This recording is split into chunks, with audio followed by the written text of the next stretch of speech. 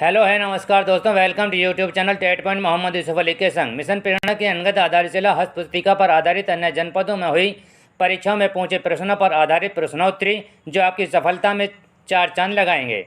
अपेक्षा करता हूं कि आपको यह वीडियो पसंद आएगी। पसंद आने पर लाइक करें, सब्सक्राइब करें तथा बेल आइकन को दबाएं ताकि नोटिफिकेशन आपको सबसे पहले प्राप्त हो सके। और हाँ, शेयर भी करें क्योंकि ज्ञान बांटने से ज्ञान बढ़ता है, घटता नहीं। मिशन प्रेरणा के अंतर्गत 3 हस्तपुस्तिका आपको प्रदान की गई हैं।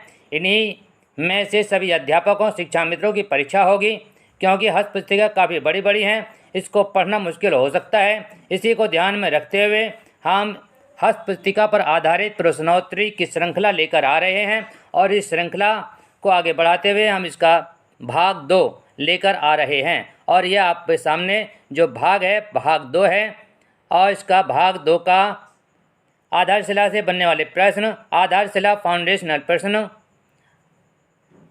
और इसका प्रथम प्रश्न है इस भाग का, भाषा के कितने पहलू होते हैं? और इसका सही ऑप्शन है ऑप्शन सी, यांत्रिक, भाव, चिंतनात्मक, उपरोक्त सही। प्रश्न नंबर 2 है हमारा, भाषा के यांत्रिक पहलू का विकास किन बिंदुओं से हो सकता है? और इसका सही ऑप्शन है ऑप्शन डी, लिपि, सुलेख, वर्तनी, शुद्धता, उच्चारण से। प्रश्न नंबर 3 है हमारा, बच्चों में चिंतनात्मक पहलू के विकास के लिए किन बिंदुओं का होना आवश्यक है? और इसका सही ऑप्शन है ऑप्शन डी, उपरोक्त सभी। प्रश्न नंबर 4 है हमारा, आपका स्कूल मेरे स्कूल से नज़दीक है, इस वाक्य में क्या होता प्रकट होता है? और इसका सही ऑप्शन है ऑप्शन ए, तुलना।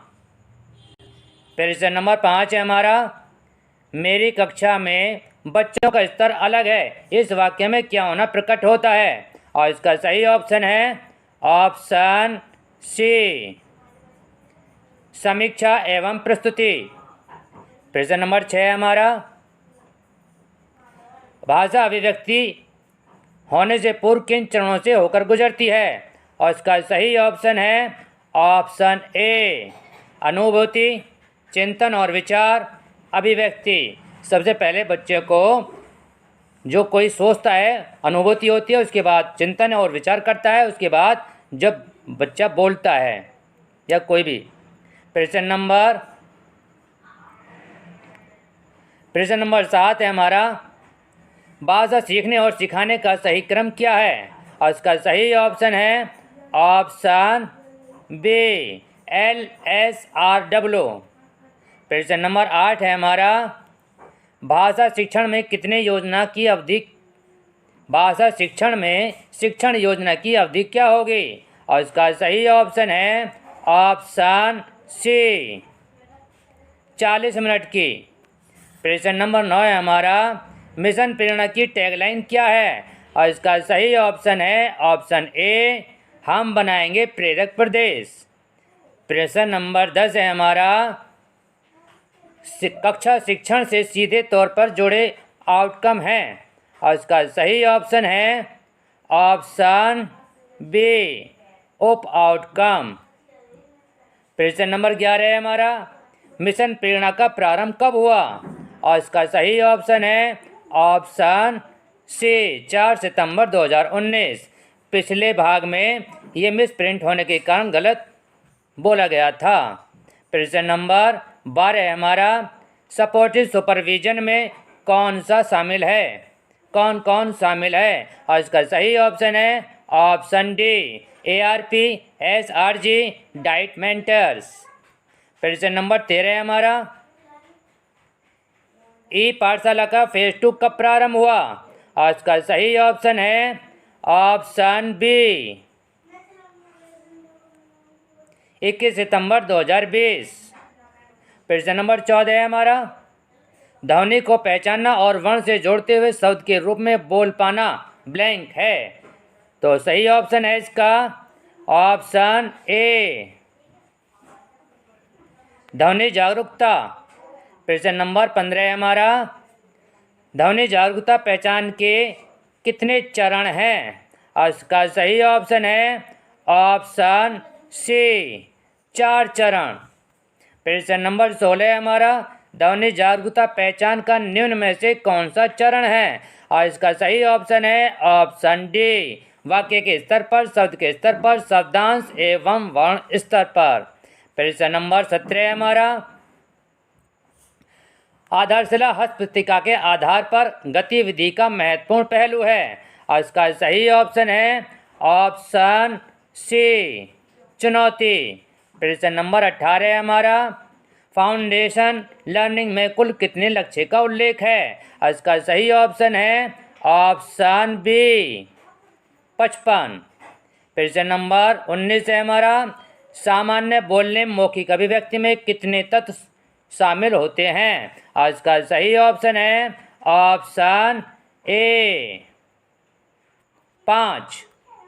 प्रश्न नंबर 20 है हमारा, बच्चों से बातचीत के दौरान कितने प्रकार के सवालों का उपयोग करना चाहिए? और इसका सही ऑप्शन है ऑप्शन सी, 4। प्रश्न नंबर 21, भाषा विकास में बच्चों से बातचीत के दौरान निम्नलिखित में से किन सवालों का उपयोग करना चाहिए? और इसका सही ऑप्शन है ऑप्शन डी, उपरोक्त सभी। यह ऑप्शन 20 का विस्तृत उत्तर है, जो विस्तृत रूप है। 20 का उत्तर 20, प्रश्न नंबर 20 का विस्तृत रूप है। प्रश्न नंबर 22, अगर या यदि वाले सवाल किस प्रकार के सवाल के अंतर्गत यह शब्द लगाए जाते हैं? इसका सही ऑप्शन है ऑप्शन सी, कल्पना आधारित सवाल। प्रश्न नंबर 23 है हमारा, तर्क आधारित सवाल के प्रकार प्रश्नों में किस शब्द का प्रयोग किया जाता है? और इसका सही ऑप्शन है ऑप्शन ए, क्यों। प्रश्न नंबर 24 है हमारा, आधारशिला हस्तपुस्तिका के अंतर्गत सुनने बोलने के कौशल विकास की गतिविधियों का संकलन में कितनी गतिविधि दी गई हैं? और इसका सही ऑप्शन है ऑप्शन डी, 40। प्रश्न नंबर 25 है हमारा, कक्षा में बातचीत का समय निर्धारित कर बोलने को प्रेरित करने वाले कितने क्रियाकलाप हैं? और इसका सही ऑप्शन है ऑप्शन बी, 9। प्रश्न नंबर 26, कब माने कि बच्चों में सुनने और बोलने का कौशल आ गया है? और इसका सही ऑप्शन है ऑप्शन डी, उपरोक्त सभी। प्रश्न नंबर 27, आधारशिला हस्तपुस्तिका का निर्माण किन कक्षाओं के लिए किया गया है? और इसका सही ऑप्शन है ऑप्शन ए, कक्षा 1, 2, 3 के लिए। प्रश्न नंबर 28 है हमारा, मौखिक गतिविधि के अंतर्गत मौखिक गतिविधि कितने समय तक कराना उचित होता है? इसका सही ऑप्शन है ऑप्शन बी, 10 से 15 मिनट तक। प्रश्न नंबर 29 है हमारा, लिखित गतिविधियों के अंतर्गत लिखित गतिविधि कितने समय तक प्रभावशाली तरीके से चलती है? और इसका सही ऑप्शन है ऑप्शन सी, 20 से 25 मिनट तक प्रभावशाली रूप से चलती है। उसके बाद बच्चे बोर हो जाते हैं। प्रश्न नंबर 30 है हमारा, सीखने की प्रक्रिया को सकारात्मक समर्थन देने के लिए किन पहलुओं पर कार्य करना होगा? और इसका सही ऑप्शन है ऑप्शन डी, उपरोक्त सभी। कक्षा प्रबंधन, शिक्षण योजना, आकलन और मूल्यांकन। प्रश्न नंबर 31, भाषा सीखने का क्रम और के अंतर्गत मात्रा शब्दों को पढ़ना ब्लैंक है। इसका सही ऑप्शन है ऑप्शन सी, तृतीय चरण। प्रश्न नंबर 32 है हमारा, पढ़ना सीखने का मतलब क्या है? और इसका सही ऑप्शन है ऑप्शन सी, भाव समझ लेना और निहितार्थ ग्रहण करना। प्रश्न नंबर 33 है हमारा, लिखना सिखाने से पहले मांसपेशियों के अभ्यास जरूरी होते हैं। और इसका सही ऑप्शन है ऑप्शन डी, उंगली फेरना, धागे पिरोना, पैटर्न बनाना, रंगना, लाइनें खींचना। प्रश्न नंबर 34 है हमारा, प्रिंट चेतना के अंतर्गत आता है। और इसका सही ऑप्शन है ऑप्शन डी। उपरोक्त सभी लिखित सामग्री को किस प्रकार पकड़ा जाए, किस दिशा में पढ़ा जाए?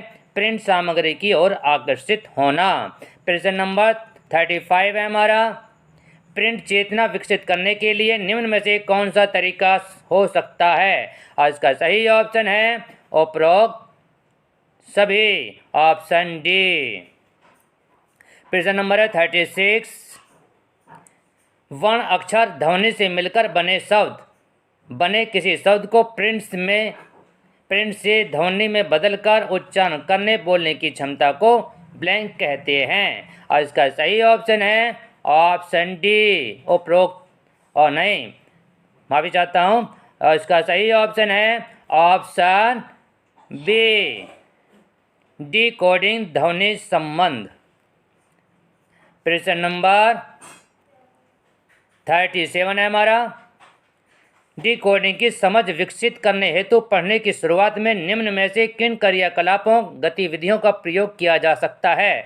और इसका सही ऑप्शन है उपरोक्त सभी, ऑप्शन डी। आकृतियों में अंतर पहचानना, वर्ण पहचानने के खेल, शब्द स्तर की गतिविधियाँ।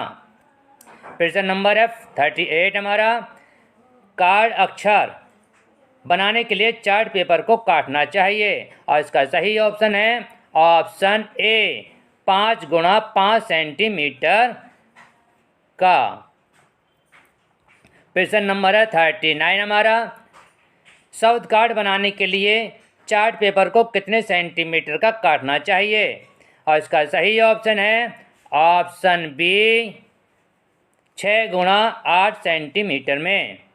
प्रश्न नंबर 40, लिखित अभिव्यक्ति के मुख्य कितने पहलू हैं? और इसका सही ऑप्शन है ऑप्शन सी, उपरोक्त दोनों, विषय वस्तु और उसका संगठन, सुडौलता और सटीकता। प्रश्न नंबर 41 है हमारा, लिखने के लिए जरूरी कौशल कितने हैं?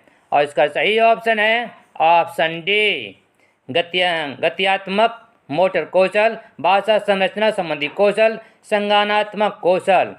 और इस प्रकार से उपरोक्त सभी।